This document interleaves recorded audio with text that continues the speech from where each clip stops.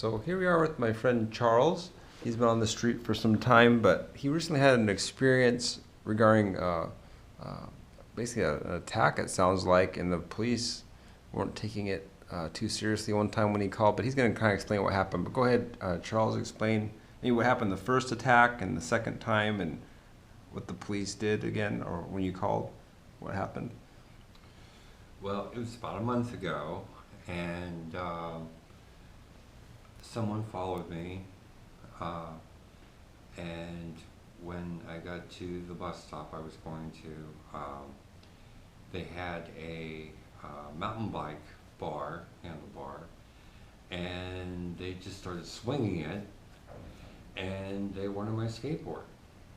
And so, I let them have it, and then they decided to, for whatever reason, to sit down at the bus stop, and they were talking a little bizarre talk, and then talking about stealing my phone and stuff like that. Mm-hmm. And because I kept pulling it out, implying, you better get out of here, you know. Mm-hmm. And so finally I did. I pulled it out and I called 911. Mm-hmm. Talked to the dispatcher, said what was happening. This spooked him. He got up and started to take off towards the corner. Mm-hmm. This was at Harbor Ball Mm-hmm. on the northbound side. Mm-hmm. And he apparently threw the skateboard in the low-lying bushes, and then he took off across the street, not as a crosswalk, but up from that, and went over to the Shell gas station. Mm-hmm. And went inside, and the police came. They went over there first for whatever reason, and then the dispatcher told me, wave at him to let him know where you are, and because I still had her on the phone. Mm-hmm.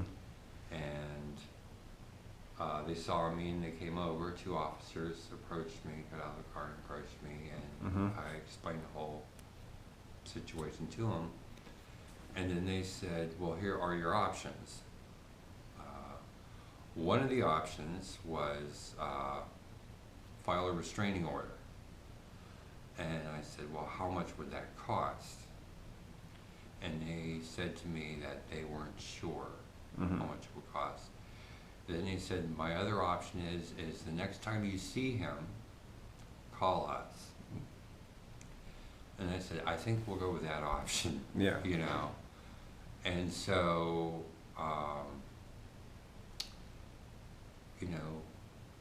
then they left. Mm-hmm. Shortly later, I found the skateboard in the bushes. Mm-hmm. Right. I got it back, but they were, concerned that he was going to come back and get me again Mm-hmm. at some later time. Mm-hmm. Just the other day, I'm sitting at another bus stop, Mm-hmm. and this man comes by and sits down in the next bench over from me, Mm-hmm. and he was like leaned over and he was staring at me and talking all kinds of smack. Mm-hmm. And finally I turned to him and I said, I know you, don't I? His hair was cut different, he had on different clothes, he was more kept looking than Mhm. he was previously. Mm-hmm. And he wouldn't give me a straight answer at first, and then I said, you're the one that stole my skateboard, aren't you? And he said, you called the cops on me. I said, well, that's what normal people do Mhm. when people steal from it, Mm-hmm. And he said something about Satan and about getting even and causing me harm. And that's all I needed to hear. Mm-hmm. So I got up, I quietly walked away, and went down past the first set of benches. Mm-hmm. We were at the third set of benches, went past the first set of benches, past that a little bit, and I called 911 again. Mm-hmm. Because I was told last month that if you see him again, Mm-hmm. just call us. Don't engage. Don't Yeah. do anything. This was about 2 days ago this happened when he came back? Yes. Yeah. Yes. Mm-hmm. And so I talked to the dispatcher, and she started asking me questions. And I didn't get anywhere with her. Well, what do you want us to do? You know, I want you to come out because I was told by the two officers Mm-hmm. that to call you guys Mhm. the next time I saw him, Yeah. and they would take care of that. Mhm. You know, Yeah. and here she's saying, well, do you want us to check on his well-being? Because I had made a comment that sometimes he sounds a little bizarre, Mm-hmm. like he could possibly be Mentally ill or something. mentally ill. Mm-hmm. And but she was unwilling to send anyone Hmm. to help me. Mm-hmm. And she had asked me, well, are you going to be there? And at first I said, I'll just let them handle it. No. And then she said, well, what's the point? And I said, well, if you need me to be here, I'll be here. Mm-hmm. You know? I mean, they have my phone number and my name. So then she said something to me about not calling again. You know, that this is not an emergency.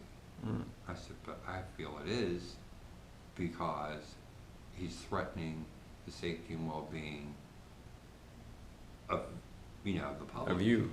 Yeah, Yeah. of me. And And possibly others. I'm part of the public, Yeah. Yeah. And the fact that he steals, Mm-hmm. And threatens harm Yeah. is not acceptable behavior in society, Mm-hmm. So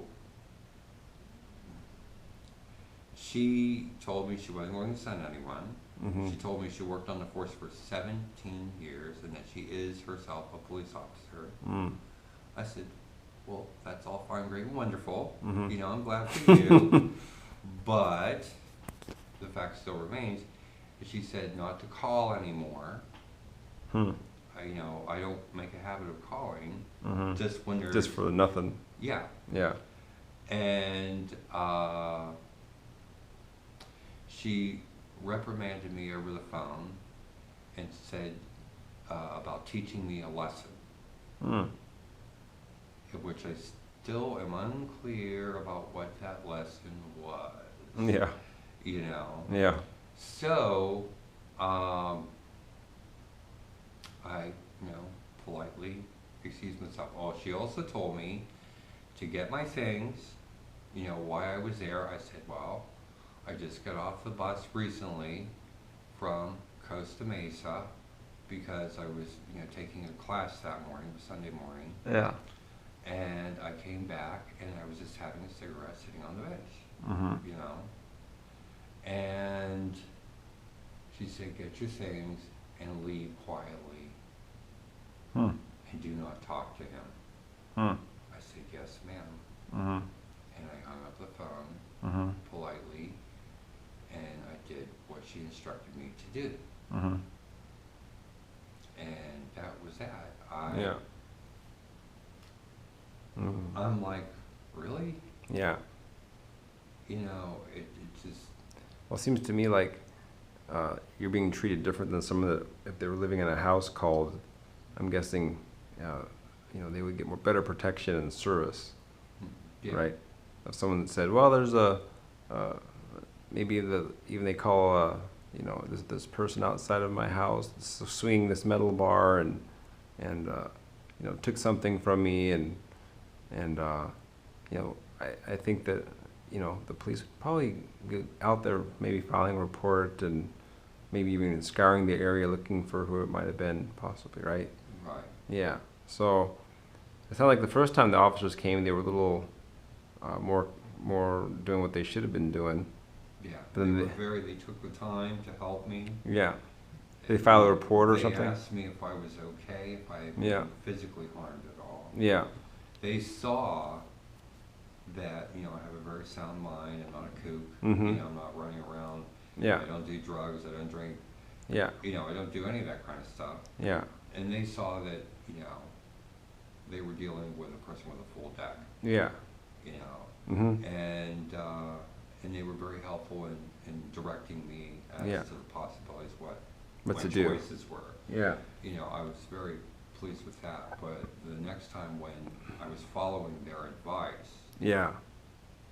it was just not right, Yeah. you know. Mm-hmm. All right. Thanks for sharing that, Charles. You're very welcome. All right. So I think what we're gonna do is try to do more investigation, see maybe what happened here. But please pray for Charles and other homeless out there that may not always be getting the legal protection that they need. I think a lot of you that have been following the situation with the homeless already know that a lot of times that's the case. In the past, it's gotten better thanks to some lawsuits recently. But you know, of course, more needs to be done. And I really think that it should be a hate crime, really, if they attack the homeless. You know, anybody in society attacks us. That's a very vulnerable part of our population when they're out there in the elements. And so anyways, but let's pray for the homeless, pray for their rights and their protection, and for Charles out there. And I know he's not in a shelter now because some really bad things happened to him when he was in there once before, so he's really not really comfortable being in that kind of environment. So hopefully we can get better, more secure and private locations for people, not just a shelter with a bunch of random people that who knows what they're going to do to you. So you know, thank you for your prayers and support. Please do share the video, like, subscribe. Do join Homeless Advocates for Christ on Facebook. And thank you for your prayers and support. And may God bless you as you seek first His kingdom always. Bye-bye.